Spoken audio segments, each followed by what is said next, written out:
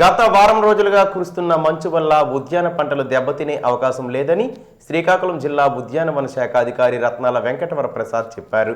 శుక్రవారం శ్రీకాకుళంలో మీడియాతో మాట్లాడుతూ నీటి మంచు కురుస్తున్న కారణంగా రైతులు ఆందోళన చెందనవసరం లేదని ఈ ఏడాది శ్రీకాకుళం జిల్లాలో 1,00,000 ఎకరాల్లో ఉద్యాన పంటలు సాగు చేస్తున్నారని అన్నారు. జీడి మామిడి కొబ్బరి వంటి పంటలు ఎక్కువ సంఖ్యలో పండిస్తున్నారని చెప్పారు.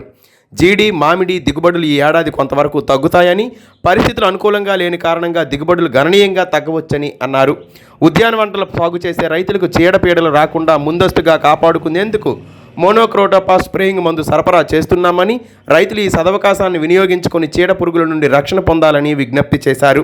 కేంద్ర రాష్ట్ర ప్రభుత్వాలు ఉద్యాన పంటల పెంపకానికి అత్యంత ప్రాధాన్యత ఇస్తున్నాయని, రైతులు వీటిని సద్వినియోగం చేసుకోవాలని ఆయన కోరారు. మనకి మంచు ప్రభావం ఇప్పుడు మనం చూస్తున్నాము. ముఖ్యంగా జనవరి ఫిబ్రవరి నెలల్లో మనకి మంచు చాలా ఎక్కువగా పడుతుంది.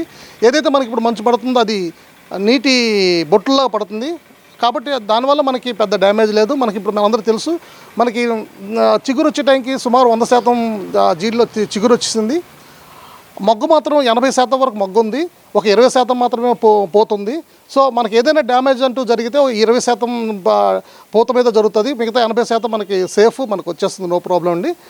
అయితే ఇప్పుడు ఈ 20% కూడా మనం కాపాడుకోవాలనుకుంటే మనకు కొన్ని ప్రొఫైలాక్టిక్ స్ప్రేస్ అయితే చేసుకోవాల్సిన అవసరం ఉంది.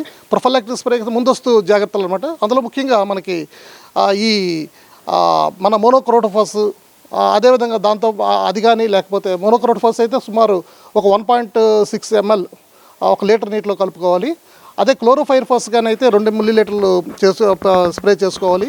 దాంతోపాటు కొన్ని ఫంజిసైడ్స్ లేకపోతే సాపైన్ కానీ, మ్యాంకోజెబ్ కానీ, లేకపోతే ఈ కార్బన్డిజం కానీ, ఇటువంటి ఏదైనా మనం కలిపి స్ప్రే చేసుకుంటే మనకి ఇవన్నీ డిసీజ్ అయితేనే పెస్ట్ ఏమో ఇవన్నీ కంట్రోల్ చేసి మనకు మంచి దిగుబడి రావడానికి అవకాశం ఉంటుంది. మన జిల్లాలో జీడి మామిడి వచ్చేటానికి సుమారు 52 నుంచి 55 వేల ఎకరాల వరకు ఉందండి. మామిడి వచ్చేటానికి సుమారు ఒక 5,000 ఎకరాల్లో మామిడి ఉంది మనకి.